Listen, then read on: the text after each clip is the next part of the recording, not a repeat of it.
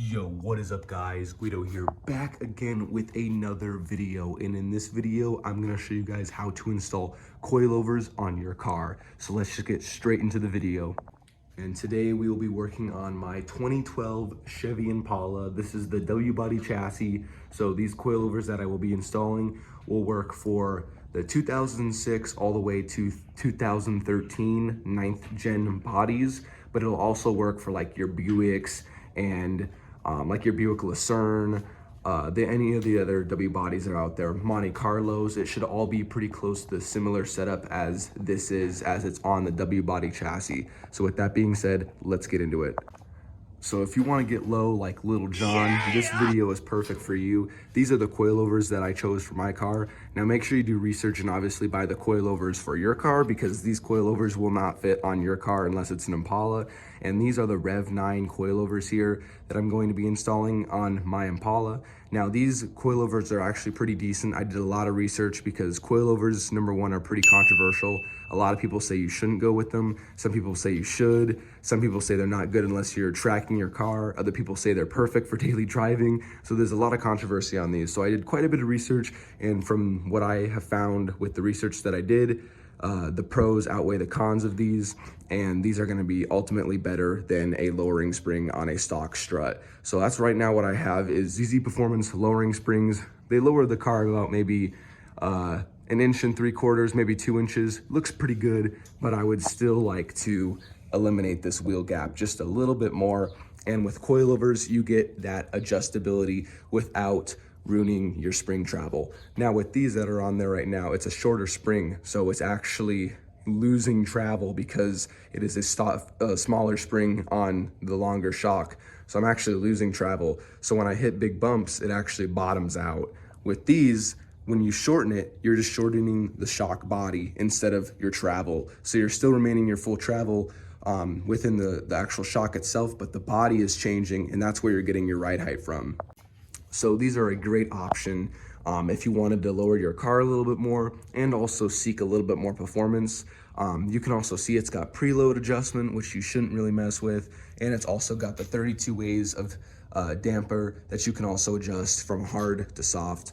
I always recommend doing research though when you buy coilovers, because you don't want to cheap out. You don't want to get something that's not compatible for your vehicle. And with these, I did a lot of research for many different makes and models. There's tons and tons of brands that you could go with, more enthusiast-like cars. But for the Impala, there's really only 4 brands: the Rev 9, the Megan Racing, and the BC Racing, and then also ZZ Performance. So these came in right at $530-ish. The Megan Racing ones were about $1,000, and then also the BC Racing ones were like $1,300, and then also ZZ Performance, those are about $1,000. So I actually compared these with the higher dollar brands, and from what I can tell, they're pretty close to being identical. The only thing with these is I believe these are made out of steel. A lot of other brands out there on the market are made out of aluminum, so they're a little bit lighter than these. These are a little heavy, and the spring rates are pretty close to the same, but they are a little different. The rear spring rate for these is 6K, which is actually a pretty good spring rate. If I kind of did some research on it, it seems to be a pretty nice soft spring rate. And the front is 8K. And then one last thing before we really get into this video, I will throw up a little video of the PDF that I found on the instruction manual on these, as this is how it comes: coilovers and your adjuster spanners. That's it. It doesn't come with any manuals or anything like that. So I'll show a little video on screen. It's a PDF they have online. I'll link it in the description for you guys. But definitely it is good to take a look at that before you do install these. Now, when you do get these out of the box, there'll be a little tag on here that'll say, spring preload adjustment already set from factory. Do not touch it. Do not adjust it. Measure this with a tape measure, because I, wanted to make sure everything was tight, and I wanted to make sure it was all good. And 2 of these were measured properly with 10 millimeters of preload on the spring. The spring specifically is a 200 millimeter spring, and I measured it. And with the measurements that I did, it came up with 10 millimeters of preload on the spring. That's exactly what you want, at least in this case. So I measured it, and 2 of them were good. And also there's a little Allen lock bolt on these as well for the adjuster. 2 of them were tight. I made sure that they were nice and tight. You don't want this going anywhere, and you don't really want to adjust this. 10 millimeters of spring preload is what you need. That's what you want. Don't mess with it. But for the back here, I adjusted it just to double check, you know, because I was curious. And these were actually out of adjustment. One was more than 10 and one was less than 10, and these were completely loose. So it already says it's been adjusted from factory. Don't touch it, don't mess with it, but you can clearly see it was out of adjustment. So if you know what you're doing, make sure to put a little tape measure on there, run some measurements, and make sure it's 10 millimeters of spring preload on there. What you can do is just measure this in inches and then convert it to millimeters. And then this is a 200 millimeter spring, at least in this case. And then whatever your measurement says afterwards, you'll know if there's 10 millimeters of preload on there. So that's one thing I did on that. I wanted to make sure that was good. The dampers, it says set it to hard first, all the way to hard, and start out with that. I already know that's gonna be way too stiff. So all these I set to hard, and I did 10 clicks of soft. So that's kind of where I'm gonna start out, because I already know it's gonna be too stiff on the hardest setting. So I just did 10 clicks of soft on those. We'll work our way down from there still, because I'm sure I'll need to adjust that more. And as far as ride height, I just kind of snugged these up just for now, where I can get it in the car and stuff like that. But all these are set at their max ride height. Rev 9 says these fully maxed out is gonna be 1 inch lower than stock. And pause, just a little editing magic. That is completely untrue. I was going off of the Rev 9 installation guide, and I'm not too sure why they say that. Maybe it might be different on a different vehicle, but on the Impala, that is definitely not true. On the max setting, it is not 1 inch lower than stock. At the max setting, the Impala is a monster truck. It'll raise it, I don't know how high, super duper high. So to save a lot of time, go ahead and measure on the shock body, maybe 3 or 4 inches from the max setting, and start there. Because if you start on the max setting, which Rev 9 claims is 1 inch shorter, it is not 1 inch shorter at all. So to save a lot of time and adjustment, go ahead and adjust them about 3 or 4 inches from the max setting, and that is where you should start out. And as far as reaching the quote unquote max setting for these coilovers, the minimum threads that are able to be on the shock body that Rev 9 calls for is 50 millimeters. So to have these pretty much on the max setting, what you would do is you would just measure the very lower part of the shock body that slides on to the knuckle of your vehicle, and you would pretty much measure that from the top to the bottom and thread that on to the bottom of your coilover, and then stick a tape measure in, because it's hollow, so you're able to measure it. Stick a tape measure in, and once it bottoms out on the shock body itself, you're able to subtract those two measurements, and then you would get, you know, your inches or whatever, and you would convert that to millimeters. And the difference cannot go under 50 millimeters. It has to be 50 millimeters or over. So you can see I got the jack stands on the subframe. Jack it on the subframe, not on the pinch weld right there. That's not a good spot to do it. The subframe, or like a really hard piece of the frame like that right there, would be perfect as well. And now let's undo our wheels here.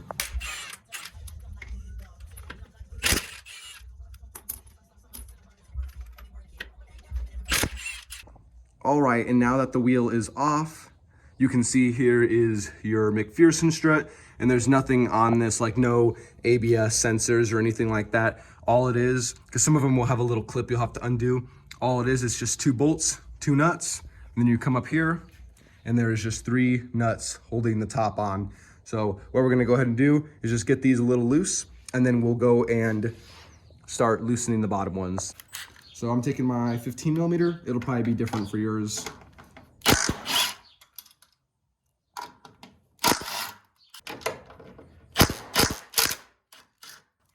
And then we'll just leave this one a little loose on there, because if you unloosen all this, it'll just drop straight down. We want to hold that on there for a second. All right, and then on the back side, there's a 13/16 nut on this top one and the bottom one. We're gonna go ahead and loosen it with our deep dish socket here.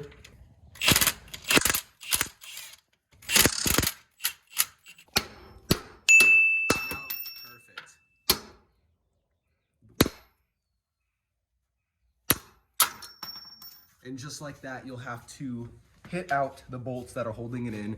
Make sure you remember the orientation that these things came out as, and you can see that's loose. Now we can go ahead and loosen our last nut holding it on the top. And you can see it just slides straight off the knuckle right there, straight out of there. Make sure you pull it out, and you pull it out to the side, not pulling it down because your CV boot is right here, and that'll slice that just like that. Ask me how I know. So make sure you take it out to this side so you can avoid that whole area. So now what I'm gonna go ahead and do is just make sure this mating surface here is nice and clean, along with up there, and put our coil in. And now with our old strut out of there, what's nice about putting brand new, complete suspension components is you don't have to compress any springs or anything like that. It's just pulling the strut out and putting the coilover on. So it's a lot simpler than if you had to compress a spring and do a lot of extra work. So now we're gonna go ahead and start working on our front and throwing this in. This is the exact way you want this to go in. You can see the strut bolts there line up with the orientation there. And this way you're able to adjust your camber side to side like this.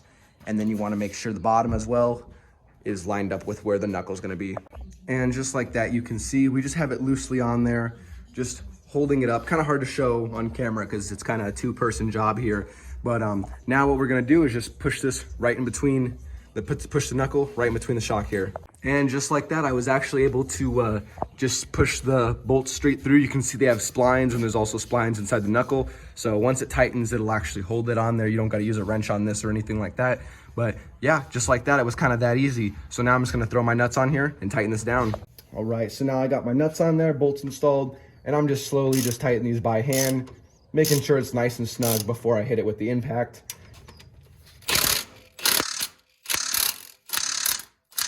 Now I'm just gonna go ahead and tighten down these nuts in the strut tower here. Just snug them up by hand first. All right, and then now these upper strut nuts here, they get torqued down to 24 foot-pounds. Just like that, 24, just like that. All right, and just like that, everything is nice and tight and torqued to spec. I'm not gonna mess with these camber bolts just yet because the alignment shop's gonna have to mess with them. But when they get tightened down, we're gonna torque them to 12 foot-pounds max. But everything else is nice and tight. Down here where it meets the knuckle, that's all tight and torqued to spec. So now we're gonna work on the other side. All right, and now for the driver's side, which is the exact same. So we're just gonna go straight through this. We're gonna take the wheel off. And now with that wheel off, same process. We're gonna go ahead and just loosen up these nuts here. Don't remove them, just loosen them up. And just like that, we have our last one on there. We could go ahead and loosen this up. While we loosen that up, we'll have to grab a hold of the strut because we pounded out our bolts here with our nuts. So now this strut can come out. And just go out straight to the side, just like that. Avoid the CV boot at all costs. And you can see those are on there just nice and snug. We also got the coilover into the knuckle and the bolts and the nuts on. Now we're just gonna snug up these bottom bolts here, then torque these top nuts, and then we'll just impact these bottom nuts on. And then same thing with top nuts, torque them to 24 foot-pounds. All right, so we got both sides completely installed. Everything is tight and torqued and buttoned up. Now, as you can see, I threw on the passenger side wheel. I'm also gonna throw on the driver side wheel, and I just have them on there installed with just 3 lug nuts. We're gonna go ahead and lower this thing down and see what the ride height is of where it sits and where we need to adjust it. All right, so now we have jacked the vehicle up, we have removed the jack stands, and we have lowered it, and the vehicle has all of its weight on it, and you can see this thing is a monster truck. I was going by the Rev 9 manual, and it states to go at the max setting to start off, as it is 1 inch lower, but like I said in the beginning, that does not hold true. So now what we're gonna go ahead and do is we are gonna lower this quite a bit to kind of get it in the ballpark range of where we want this, and I'm gonna show you guys exactly how to do that. It's much easier to actually adjust these off the car though. So when you are going and installing these coilovers, I recommend at least adjusting them maybe 3 inches or so from the max setting to start off, just so there's not a bunch of excess adjustment that you have to do on the vehicle. All right, so now I have the vehicle supported by the jack and I have removed the wheel. What I'm actually gonna go ahead and do is I'm gonna adjust the coilover now. So I'm gonna loosen this bottom collar and I'm gonna probably just run this up maybe about 2 or 3 inches just to start out. And I'm gonna show you guys how to adjust it with the included spanners. So this is one of the 2 spanners they include, and you can see it kind of lines straight up on the collar and you're able to kind of lock it in place and just twist and turn. So now with the smaller spanner they include, you can see I was able to loosen the bottom collar and run it up just a little bit. And with the bigger spanner they include, it locks on the top collar. And since that's got a lock Allen bolt in it, that is nice and tight. So you're able to actually grab that with your hand, or you can use the spanner. It makes it a little bit easier, and you're able to twist right or left to raise or lower your vehicle. All right, and with a bunch of trial and error of jacking the vehicle up, adjusting it, lowering it down, and checking to see how the fitment was, I am really happy with how it's looking right now. And you can see on the coilover, I pretty much have this thing adjusted all the way down, and I'm really happy with how this thing is looking. So now what I'm gonna go ahead and do is I'm going to duplicate this on the other side. I'm very happy with how it's looking right now, and everything is nice and tight and buttoned up. So I'm gonna measure that small little gap in between the preload lock collar and the bottom of the strut lock collar, and that small little gap, I'm gonna duplicate that on the other side and make sure the distance is the exact same. All right, now both sides are measured completely even and they look great. I'm really happy with how it's looking. I'm actually gonna go ahead and lock these in place. What Rev9 recommends is you get a small center punch and you line it up on the bottom lock collar there, and you hit it a few times with a hammer to fully seat that lock collar on there to make sure it does not come loose. And now the front is completely installed. Everything is tight and torqued to spec, and it is at my desired ride height. I'm super happy with it. Now I'm gonna go ahead and install the rest of my lug nuts on my front wheels and torque them all down to 100 foot-pounds. And now we can start working on the rear. Now time to install the rears. Let's get that tire off. And just like that, the rear wheel is off. Now what I'm gonna first do is I'm going to remove my sway bar, that nut right there, and it should pop straight out. And I'm gonna go ahead and loosen the nuts holding those two knuckle bolts on. And you can see I got those nuts off and the nut holding on the sway bar end link. Now for the most worst and dreaded part, you're gonna have to get in the trunk and you're gonna have to remove the three nuts holding the strut in on the strut tower there. So whether you have a long arm and you try to reach in there like that, or you get in the trunk, I'm probably just gonna crawl in here because that's the easiest way. So I'm gonna go ahead and loosen all those except for one and just leave one hand tight. All right, and all of the nuts holding the top of the strut are loose except one. So now we're gonna go ahead and pound those out with the hammer and remove this strut. And just like that, that strut is out. So now we can go ahead and install our new coilover. What I'm actually gonna go ahead and do is kind of compare them with this, and I'm definitely gonna lower these quite a bit before I install them, because as you saw with the front, I had to lower those quite a bit, and that's a lot more work when it's actually on the vehicle. So I might go ahead and just lower these quite a bit before I install them. All right, so you can see we lowered it a little bit. We haven't measured anything crazy because we'll have to measure it again once it's installed. But you can pretty much see the orientation that this needs to go. It's gonna slide straight up in there. And the same thing as the front. We're just gonna climb in the trunk and then just put the nuts on there loosely to get it mocked up. And check it out. You can see we got the coilover bolts for the knuckle there, just kind of in there. And then also, like I said, it's still loosely up there. But now I've just been kind of adjusting this because you can see the rear slightly adjusted dumps it, it's slammed. Well, with the front slightly adjusted, it doesn't really do anything. So the rear is a little bit different. So I'm pretty much just gonna lower this, kind of fine tune it to where the wheel sits on there and it looks kind of good. And then I'll repeat the same process on the other side. All right, and you can kind of see how it's sitting. I loosely just hooked up everything. Where it meets the knuckle, the coilover, that is nice and tight. And the nuts